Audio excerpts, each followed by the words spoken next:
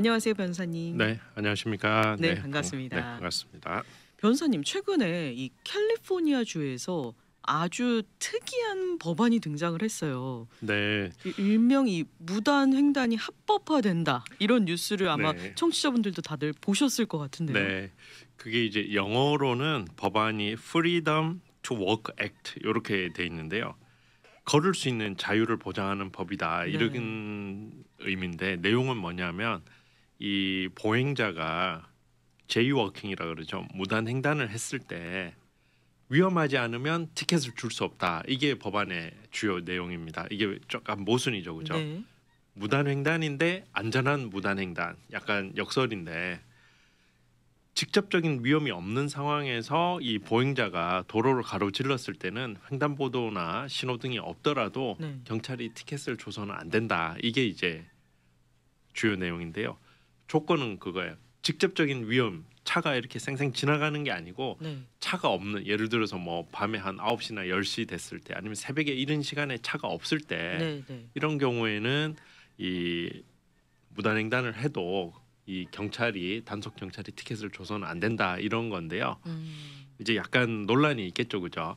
그 영어 표현을 보면 직접적인 위험이라고 해서 immediate danger라는 표현을 썼는데 네. 그게 이제 판단을 하기가 이제 주관적으로 또는 이 객관적으로 판단하기가 쉽지 않아서 예를 네. 들어서 뭐 재판으로 간다고 한다면 이제 배심원의 또 판단을 기다려야 하는 좀 그런 경우도 있고 하기 때문에 예, 좀 논란의 여지는 있을 것 같아요. 근데 이 배경은 네. 좀 참 재밌는 게 첫 번째는 길의 주인은 보행자라는 거죠.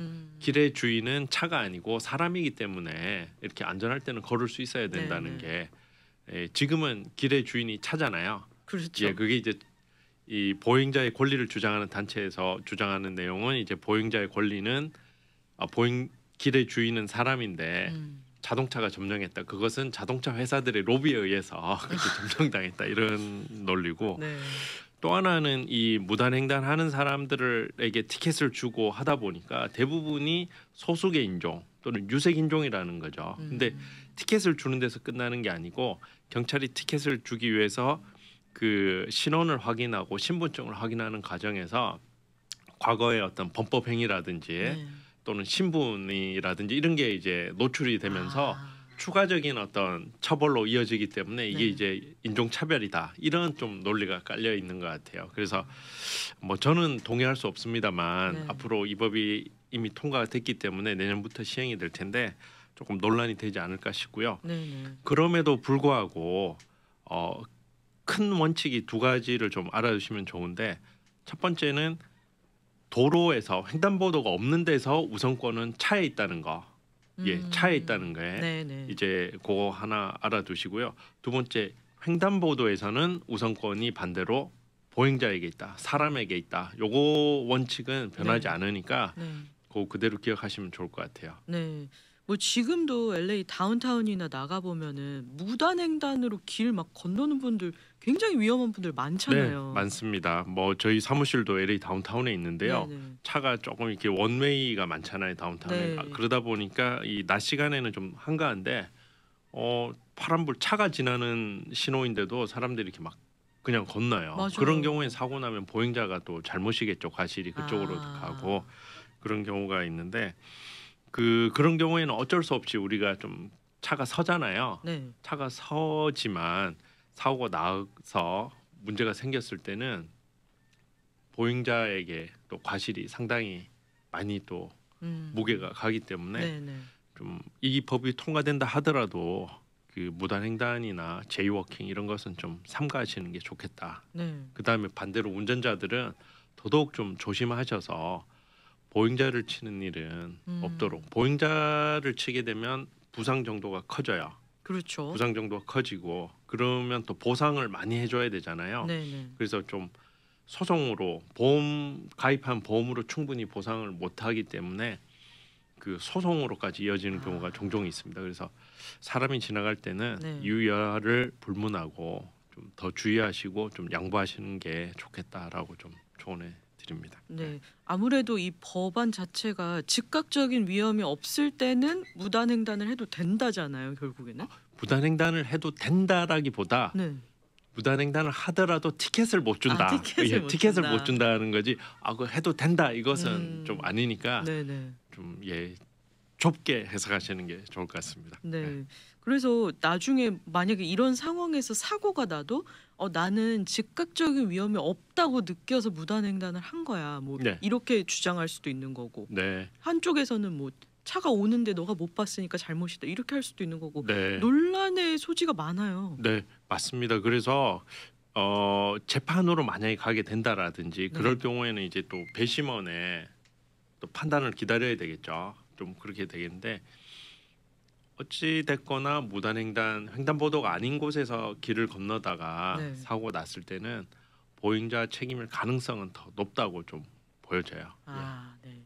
이렇게 무단횡단하다가 사고 나면은 보행자들이 많이 다칠 것이다 변호사님이 말씀을 네. 해주셨는데 그러면 우리가 차에 있어서도 좀 보험도 더 스스로 넉넉하게 해놓는 게 네, 나을까요? 맞습니다. 제가 나올 때마다 이렇게 말씀드리는 게 보험 캘리포니아는 사람이 다쳤을 때 미니멈으로 들도록 하는 게 15,000불인데요. 네. 그거보다는 좀 넉넉하게 네. 좀 높여 두시는 게 좋을 것 같아요. 높여서 충분히 보상을 해줄 수 있고 또 보상이 부족해서 제가 고소를 당한다라든지 뭐 수 당한다 그러잖아요. 네. 그런 경우가 없도록 네.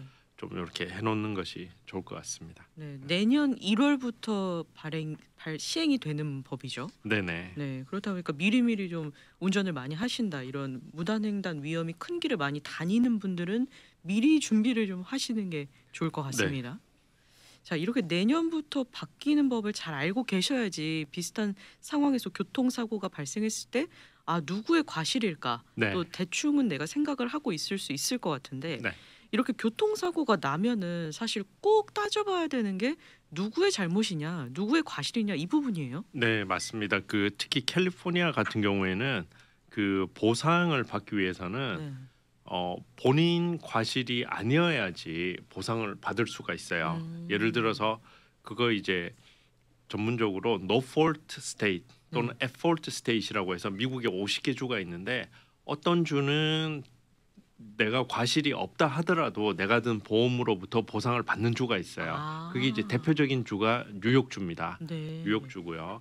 근데 반대로 캘리포니아는 내가 잘못이 있다 이럴 경우에는 내 보험으로 보상을 받을 수가 없는 거죠. 그렇기 때문에 내 과실이 없다는 걸 보여줘야지 네. 이 보상을 받을 수가 있기 때문에 많은 한인분들이 이 사고가 난 상태에서 첫 번째로 내 몸이 얼마나 다쳤냐 이것을 걱정하기보다 내 잘못인가 아닌가 이거를 먼저 걱정하는 경우가 좀 그렇죠. 많이 있어요. 네. 그래서 실제로 이렇게 제가 사고 현장에 가끔 이렇게 호출이 돼서 가보면 네. 제 잘못이 아니고 저 차가 빨리 왔다라고 계속 이렇게 말씀하세요. 제가 봤을 때는 좀 죄송한데 우리 손님 잘못인데 이분은 저 차가 빨리 왔다. 안 보였는데 갑자기 나타나 또 이렇게 말씀하시는데 네네. 큰 원칙이 이거 같아요. 누구 잘못이냐를 결정할 때 네. 교통사고 과실을 결정하는 데서 중요한 건 속도보다 방향이다. 인생에 있어서 중요한 게 방향이잖아요. 그렇죠. 어떤 목표를 이루기 위해서 빨리 가는 것도 중요하지만 어떨 때 우리가 막 목표를 빨리 이뤘는데 허무하고 내가 이게 제대로 왔나 이런 경우가 가끔 있잖아요. 그래서 속도보다 중요한 게 내가 어떤 방향으로 제대로 가고 있느냐인데 교통사고에 있어서도 마찬가지입니다. 내가 어느 방향으로 가고 있었느냐 이게 내가 직진하고 있었느냐 좌회전하고 있었느냐 후진하고 있었느냐 이게 이제 교통사고 과실을 결정하는 결정적인 제일 그거 하나가 전부 다라고 생각하시면 될 것 같아요. 그래서 제가 한 3가지 정도로 이렇게 나눠서 이렇게 말씀드리고요. 하나 조금 덧붙여서 뭐라 그러지 이 부록으로 보너스 팁을 하나 드리면 한국의 유명한 교통사고 변호사분께서 이렇게 블랙박스를 보면서 이렇게 해주세요. 과실 비율을 몇 대 몇 이렇게 해주세요. 뭐 80대 20, 70대 30이라고 이렇게 해주시는 경우가 있는데 미국에서는 이제 그런 경우는 없다.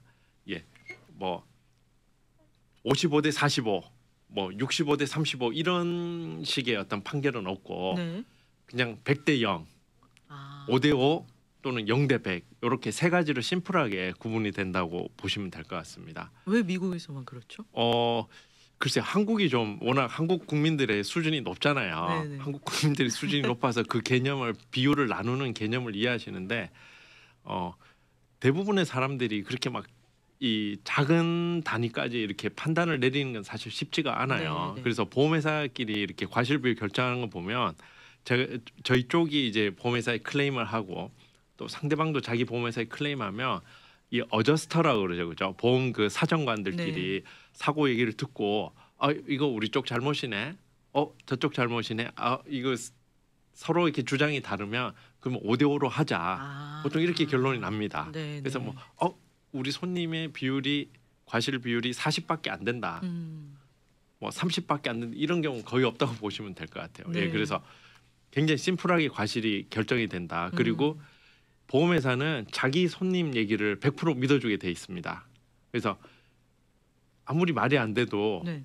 우리 손님의 보험회사는 자기 보험을 가입한 그 인슈어드라 그러죠. 그 손님의 얘기를 100% 믿어주기 때문에 상대방이 어떤 얘기를 하더라도 우리는 우리 손님 얘기를 들어줘야 하기 때문에 5대5로 결정 난다든지 그런 경우가 굉장히 많다. 네네. 이해하시면 될 것 같아요. 그러니까 자동차 이 과실 비율이 100대 0 아니면 50대 50, 0대 100 이렇게밖에 없으니까 네. 과실을 잘 따져보는 게 굉장히 중요한 거예요. 네네, 맞습니다. 네. 그러면 아까 변호사님께서 과실 결정하는 요인이 속도보다는 방향이다라고 네. 말씀을 하셨는데 그럼 이 여러 가지 방향 중에서도 유독 사고가 나는 방향 네. 따로 있을까요? 네, 사고가 가장 많이 나는 케이스가 한 절반 정도, 절반까지는 아닌데요. 절반 가까이가 이 비보호 좌회전에서 사고가 많이 나요. 비보호 좌회전에서 사고가 나는데요.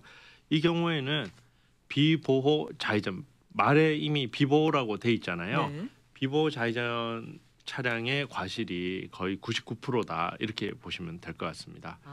이 경우에는 첫 번째는 비보호고요. 두 번째는 그 직진하는 차가 우선이기 때문에 네. 이 비보하던 도중에 사고가 나면 이 억울하지만 네. 비보 차량이 과실이 100%로 결정이 나는 경우가 대부분입니다. 100대 0으로 되는 거군요. 예, 거의 100대 0이죠. 비보호 때는 그러니까 비보호하는 분이 조심하는 수밖에 사고를 예방할 수 있는 방법이 없어요. 네, 맞습니다. 그래서 우리 한인분들이 굉장히 많이 이렇게 이런 경우에 사고가 나서 저희한테 좀 문의하는 경우가 본인이 먼저 진입을 했다라고 하세요. 내가 먼저 좌회전을 시도하고 있었고 네. 거의 이제 좌회전이 끝났는데 뒤에서 직진하던 차가 차의 뒷부분을 받았다라든지 이런 경우를 많이 말씀하세요. 네. 그렇다 하더라도 좌회전하던 차가 잘못이다. 이렇게 결론이 납니다. 그래서 좀 납득하지 못하시는 분들이 많이 계신데 비보 좌회전이기 때문에 100% 완전히 안전한 상황에서만 좌회전이 허용이 되는 거잖아요. 네. 그래서 저 차가 와서 저를 받았다 하더라도 그것까지 감안을 해서 좀 운전을 했었어야 되기 때문에 네. 좌회전하던 차가 잘못이라고 보시면 되겠습니다. 그럼 비슷한 경우인데 만약에 노란불이에요 신호가. 근데 저는 좌회전을 빨리 하려고 하는데 상대편에서 오는 직진 차량이 나를 받았어요. 네. 그럼 누구 잘못이 될까요? 이런 경우에도 좌회전하던 차가 잘못입니다. 노란불인데도요? 네. 노란불이라도 소용이 없어요. 그때까지도 법원의 판단은 직진하는 차가 우선이기 때문에 노란불이라 하더라도 저쪽에서 차가 직진해서 온 것이 보인다라고 한다면 좌회전을 양보하는 게 좋고요. 그래서 노란불일 때 사고 사실 대부분 나잖아요. 그때도 너무 억울하지만 좀 좌회전하던 차에게 100% 과실이 부과된다, 주어진다 이렇게 좀 보시면 될 것 같아요. 네. 그럼 비보호가 꼭 아니어도 좌회전할 때 사고가 진짜 많이 날 것 같아요. 비보호가 대부분. 네. 비보호가 아니더라도 우리가 화살표를 이제 좌회전 신호를 바꾸고 가잖아요. 그럴 때도 보면은 반대쪽에서 오는 차가 우회전할 때가 있어요. 그리고 저는 또 좌회전을 하게 되면 이게 이제 자기 차선을 그대로 유지하면 사실 사고가 안 나는데 사고가 나요. 근데 이제 서로 자기가 주장을 하죠. 상대편 차가 차선을 위반했다라고 이렇게 주장을 하는데 그러니까 둘 다 자기 차선에 있었으면 사고가 나지 않는데 둘 중에 한 차는 차선을 넘어섰잖아요. 그러니까 보험회사는 이런 경우에 어떻게 되겠습니까? 아까 제가 말씀드린 대로 자기 손님의 주장을 100% 믿기 때문에 네. 블랙박스라든지 다른 증인이 없으면 5대5로 판결이 납니다. 아. 네, 그래서 이런 경우에는 변호사들이 안 맡으려고 하죠. 아. 도와주기가 좀 애매한 거예요. 과실이 네네. 좀 명확하지 않기 때문에. 네. 그래서 증인이 없는 한 뭐 이렇게 5대5로 결론이 난다. 네. 근데 비보호 자회전에서 유일하게 한 가지 예외가 있다면 이제 빨간불일 때 노란불에서 이제 빨간불로 바뀌었으면 이제 앞에 기다린 차는 좌회전 하잖아요. 네. 그때 이제 직진하던 차가 와서 사고가 날 경우에만 한 1% 가끔 그런 경우가 있어요. 예, 그런 경우에만 이제 직진하던 차에 과실이 가는데 대신 이때는 이 운전자의 말로서만 해서는 안 되고 상대방이 인정을 하면 좋은데 네. 미안하다 내가 빨간불일 때 들어갔다 이렇게 인정해주면 좋은데 칭찬은 또 분명히 노란불이었다고 얘기할 거거든요. 그렇죠. 아니면 파란불이었다라고 네. 분명히 얘기할 건데 블랙박스가 있다라든지 아니면 제3의 증인이 있을 경우에는 네네. 이제 좀 좌회전하던 차의 과실이 아닌 경우로 아. 결론이 날 수가 있죠. 네. 아니 특히나 이 LA 지역은 거의 비보호잖아요, 좌회전이. 네, 네 맞습니다. 아 그렇다 보니까 더 사고가 많이 일어나고 뭐 예. 사고 현장도 많이 보잖아요, 우리가 실제로. 특히 좀 조심해야 되시는 게 이제 그 출퇴근 시간에 네. 보면 이 차선이 보통 3개라든지 이런 경우가 있어요. 그러면은 차들이 많이 있으니까 신호가 파란불로 바뀌었다 하더라도 앞에 차들이 빠지지 않으면은 그 다음 차들이 못 들어오잖아요. 네. 그 교차로는 비워두니까 기다리시는 차들이 이렇게 좌회전하라고 이렇게 신호를 네. 줘요. 아니면 눈빛을 마주친다든지 아니면 또 더 친절하신 분은 손짓으로 먼저 가라고 이렇게 하시는데 이 중앙선으로부터 2개 차선에 있는 차들이 양보를 해서 갔는데 세 번째 차선은 그냥 그걸 안 보고 막 쌩 지나가면서 사고 난 경우에 그런 경우가 굉장히 많습니다. 네. 그게 가장 억울한 경우인데 네. 그때도 뭐 양보하신 분들한테 우리가 잘못을 탓할 수는 없는 경우고 네. 그런 경우에도 100대 0으로 과실이 인정되는 100대 거죠. 0입니다. 아 비보호 좌회전은 그냥 조심하는 수밖에 네. 없다. 그래서 굉장히 심플합니다. 과실 비율은 네. 저 차가 안 보였는데 갑자기 왔어요. 어떤 분들은 뭐 60마일, 70마일로 왔다라고 주장을 하세요. 네. 실제로 그렇게 오지는 않았을 거예요. 아마 그만큼 빨리 속도가 느껴졌다는 그렇죠. 건데 네. 설령 그렇게 왔다 하더라도 이 교통사고가 누구 잘못이냐를 따질 때에는 네, 그게 네. 큰 요인은 되지 않는다. 좀 아. 이렇게 이해하시면 될 것 같아요. 네, 속도보다 방향이 과실을 따질 때는 중요하다는 네. 거 알고 계시면 좋을 것 같고요. 그리고 또 이번에 다른 경우도 한번 생각해 볼게요. 저는 미국에 와서 개인적으로 처음 운전할 때 어려웠던 게 스탑 사인이에요. 이게 뭔가 좀 눈치 게임 하는 것 같기도 하고 네. 어려웠는데 스탑 사인에서도 사고 많이 날 것 같아요. 네. 그 눈치 게임이라고 말씀하셨는데 제가 한국에 가면 정말 눈치 게임을 하게 되더라고요. 이 교차로에 스탑 사인이 없으니까 맞아요. 이 정말 그 한국 사람들 눈치라기보다 서로 마음을 통하면서 이렇게 잘 가게 하는데 이 두 가지 경우가 있겠죠. 4웨이 스탑이냐, 2웨이 스탑이냐. 그래서 네 방향 모두 다 스탑 사인이 있는 경우하고 두 네. 방향에만 스탑 사인이 있는 경우 이렇게 보시면 되는데요. 네네. 일단 그 네 방향이 다 있을 때는 먼저 진입한 차가 우선이겠죠. 먼저 도착한 차가 먼저 가서 네. 그게 이제 우선권이 있는 거죠. 그래서 저희 최근에 북가주에 한 분이 계셨어요. 네. 이 유학생 커플인데 한국에서 온 지 얼마 안 돼서 아직 차가 없는 상태에서 렌터카를 운행하시다가 4웨이 스탑에서 사고가 난 거예요. 그래서 너무 불안해하면서 저희한테 좀 이거 우리가 잘못한 거 아닌가요? 이렇게 물어보시더라고요. 네, 네. 그래서 제가 그 사고 난 길 이름이랑 또 확인해서 구글에서 지도도 보고 또 사고 당시에 스탑 사인이 몇 개가 있었는지 이 학교 뒷골목이었으니까 여기 보니까 4웨이 스탑이 있는데 네. 근데 다행히 우리 손님 차가 먼저 도로에 진입했고 스탑 사인 다음에 갔고 반대 차가 이제 들어오면서 우리 손님 차의 그 운전석 쪽을 받은 거죠. 그래서 이런 경우에는 먼저 진입한 차가 완전히 빠져나갈 때까지 그 다음 스탑 사인에서 기다린 차는 양보를 해줘야 되잖아요. 네. 그래서 이 손님이 뒤늦게 그렇죠. 이 손님이 아니고 이 손님 차를 친 다른 분이 뒤늦게 이제 스탑 사인에서 진입해서 받았기 때문에 네. 다행히 우리 손님 과실은 아니고 그리고 또 차를 친 분이 이렇게 말씀하셨어요. 자기가 옆에 자전거랑 잠깐 얘기를 하다가 앞에 차 있는 걸 못 봤다라고 얘기를 해서 네. 쉽게 해결되는가 싶었는데 이제 또 그 친 사람이 그 이후에는 또 말을 바꿔서 또 이제 쉽게 인정을 하지 않으니까 음. 저희 손님이 이제 저희한테까지 좀 문의를 해서 네네. 좀 도움을 청했던 좀 그런 경우가 있습니다. 네. 그러면은 내 방향이 모두 스탑 사인이 있을 때는 먼저 진입한 차가 무조건 네. 우선이다. 먼저 도착한 차가 진입하게 되고요. 네. 우선권이 있고 그다음에 먼저 진입한 차가 완전히 그 교차로를 빠져나갈 때까지 다른 차는 원칙적으로 움직이면 안 되죠. 그죠? 그렇죠. 움직이면 안 되기 때문에 친차가 이제 과실로 결론 날 경우가 많죠. 그러면 이 경우에도 100대 0의 과실이 되는 네, 거예요? 100대 0이죠. 뭐 아. 그렇게 뭐 80대 20, 내 과실이 얼마가 있었다. 예를 들어서 뭐 내가 깜빡이를 켜지 않아서 과실이 얼마 줄어든다. 이런 경우는 거의 없다고 보시면 되겠습니다. 네네. 아, 내 방향 스탑 사인도 어렵지 않게 과실을 네. 생각할 수 있네요. 네, 먼저 도착한 차가 우선권을 가진다. 네. 그리고 요게 제가 또 하나 더 말씀드리고 싶은 거는요. 앞차가 스탑 사인을 하고 가잖아요. 이거 좀 주의하실 게 최근에 어떤 목사님 한 분이 네. 저희한테 좀 도와달라고 도움을 청하셨는데 앞차가 이제 스탑 사인하고 가서 우회전을 하길래 네. 뒤에 계신 목사님이 좌회전을 하려고 이렇게 좌회전에 들어갔는데 그 앞에 가던 차가 갑자기 방향을 돌렸다는 거예요. 방향을 돌려서 왼쪽으로 턴을 해서 네. 우리 목사님 차를 받았어요. 이런 경우에는 어떻게 될 것 같아요? 너무 어려워요.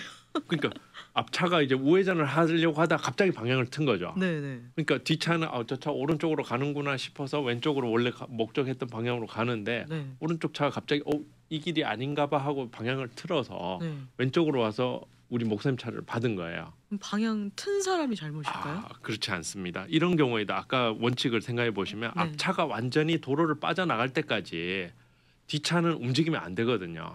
그래서 이 차가 아직까지 도로를 완전히 빠져나간 게 아니기 때문에 우선권이 앞차에 있는 거예요. 이 차가 유턴을 하려고 했을 수도 있고 네네. 저희가 봤을 때는 뒤에 목사님이 봤을 때는 억울한 게 앞차가 갑자기 좌회전을 하려고 했다라고 생각할 수 있지만 앞차는 원래부터 그렇게 가서 유턴을 하려고 계획했을 수도 있기 때문에 뒷차가 100% 과실이 또 결론이 납니다. 그래서 억울하지만 네네. 뒷차는 보상을 못 받게 돼요. 오히려 아. 앞차가 보상을 받을 수 있기 때문에 이게 우선권이 어디 있는지 또 네. 포웨이 스탑에서는 앞차가 완전히 빠져나가서 그 교차로를 벗어날 때까지 뒷차는 움직이면 안 된다는 그 원칙을 좀 기억해 두시면 좋을 것 같습니다. 네네. 그러면 투웨이 스탑에서는 어떻게 될까요? 투웨이 스탑에서는 스탑 사인이 없는 차가 우선이겠죠. 이런 네. 경우 가장 흔한 게 예를 들어서 제가 큰 길로 대로를 운행하고 있는데 작은 길에서 들어올 때 보면 보통 신호등이 없으면 스탑이 있어요. 네. 스탑 사인이 이제 구글이나 이 내비게이션을 따라가다 보면 빠른 길을 인도하니까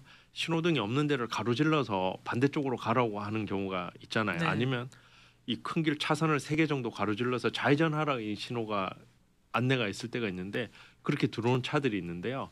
그러다 보면 굉장히 위험하게 저는 큰 길로 운전하다가 스탑 사인에서 들어오는 차를 받는 경우도 있고 제가 받칠 경우도 네, 있잖아요. 네. 그럴 경우에는 무조건 스탑 사인에서 들어오던 차가 잘못이다 이렇게 이해하시면 되겠습니다.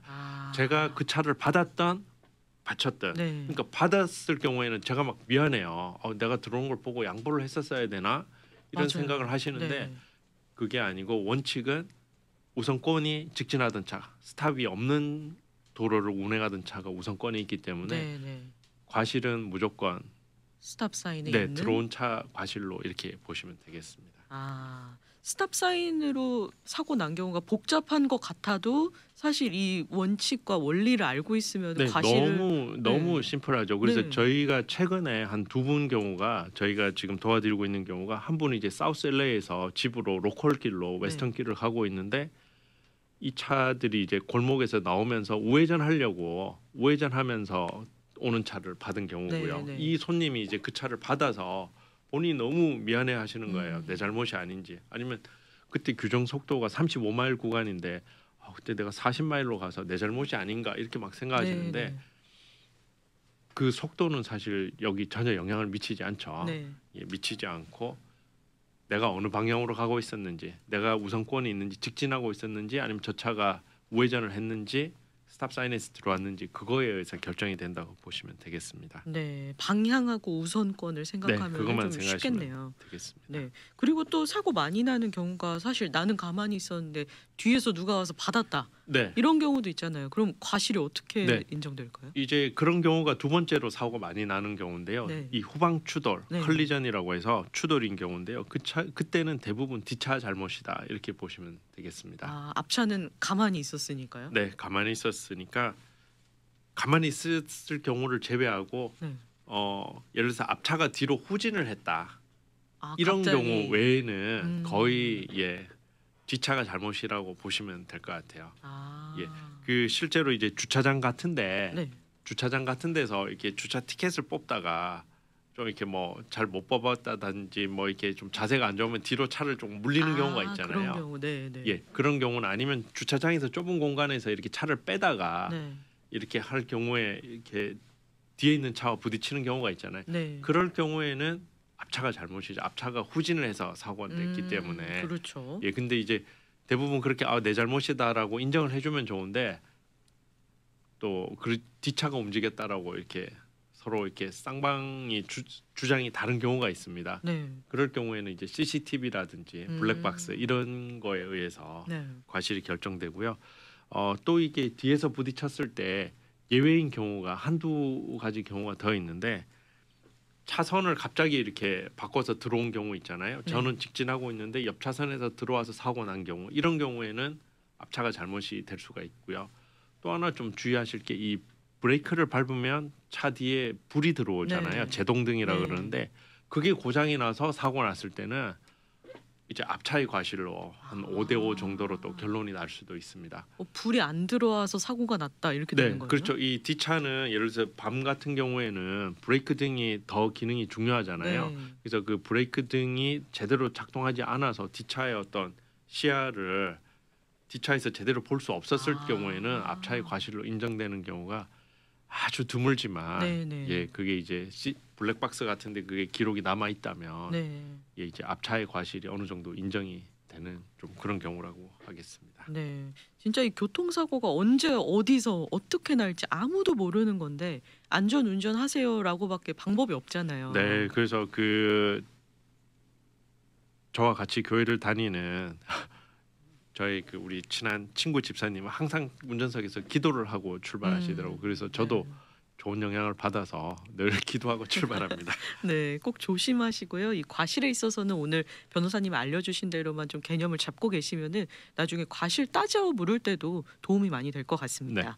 네, 여러 가지 교통사고 관련해서 그리고 상해 또는 레몬법 관련해서 도움 필요하신 분들은 정대용 변호사님이 계신 알렉스 차 변호사 그룹으로 연락 주시길 바라겠습니다. 변호사님과 상담 가능한 연락처 안내 부탁드릴게요. 네. 213-351-3513입니다. 네, 213-351-3513으로 전화 주시면 됩니다. 네, 또 웹사이트도 있죠? 네, 주소가 어려우니까 검색창에 네. 알렉스 차라고 치시면 바로 이렇게 뜹니다. 네, 알렉스 차 변호사 네, 그룹 제 이름을 치셔도 되고. 네, 연락을 주셔서요. 다양한 교통사고나 상해 또 레몬법 관련해서 도움을 얻으시길 바라겠습니다. 지금도 운전하시면서 들으시는 분들 많이 계실 것 같은데요. 무조건 안전 운전하시길 바라겠습니다. 오늘도 함께 해주신 알렉스 차 변호사 그룹의 정대용 변호사님 감사하고요. 저희는 다음번 이 시간에 또 찾아뵙도록 하겠습니다. 고맙습니다. 네, 감사합니다. 미주 복음 방송은 예수님만 전해요.